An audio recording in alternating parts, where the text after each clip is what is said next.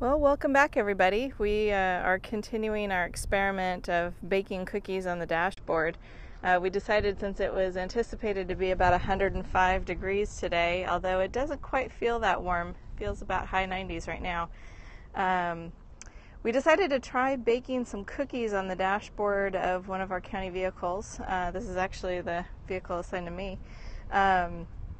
Just to kind of prove a point that if it's hot enough to bake cookies in a vehicle, it's definitely too hot for people to be trapped in a vehicle, like children or pets, locked in a vehicle that's stationary and not moving.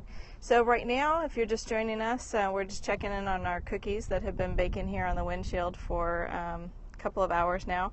Our thermometer is just a little past 150 degrees. We know that to get some really good baked cookies, it needs to get up to about 160 degrees for the cookies to actually bake and be edible.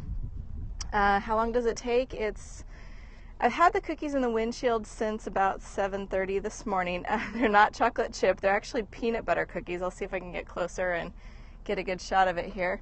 They're peanut butter cookies. I had one in the shape of a heart in honor of Pluto, but that seems to have puffed up a little bit. Had to give NASA a plug at the same time. So they're doing pretty well. They're actually starting to look like cookies. They're puffing up a little bit more than last time. They were kind of flat and smushed last time. But they've been here since about 7:30 this morning. We've been watching the temperature slowly climb. And, I'm not exactly sure what the temperature is outside right now, but the temperature on the inside of the vehicle, it's hard to tell with the glare of the sun, sorry about that, is a little bit over 150 degrees. It needs about 160 degrees to actually cook the cookie properly. I used a cookie mix that didn't require eggs or anything, so they can kind of sit here for a long period of time, and I'm not going to endanger anybody by eating raw eggs. But we thought, hey, it should be a fun little experiment. My car is going to smell fantastic by the time I get to go home tonight. Wanted to also point out that, of course, I'm doing this from the outside of the vehicle, but it is parked and we are not endangering anybody with distracted driving. That was pointed out to me earlier this morning. I just want to make sure everybody understands that we're obeying the law, and I'm just here in the parking lot watching the temperature gauge go up. A lot of you may have seen videos of police officers, folks sitting in a car and actually showing the effects on a human being of what it's like to be in a hot car.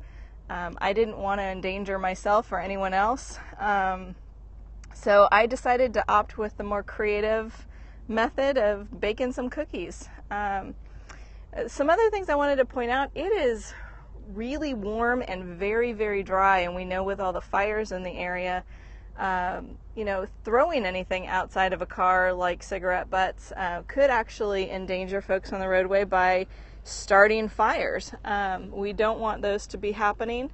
Not only do we want to make sure that children and animals are protected, but no, it wasn't a concern about not being parked while baking, but somebody did mention on a Twitter post this morning making sure that CHP wasn't after me for distracted driving while baking cookies. So we're in Sacramento near the airport, and getting all of these cookies baked. So this is my second time periscoping, so please bear with me.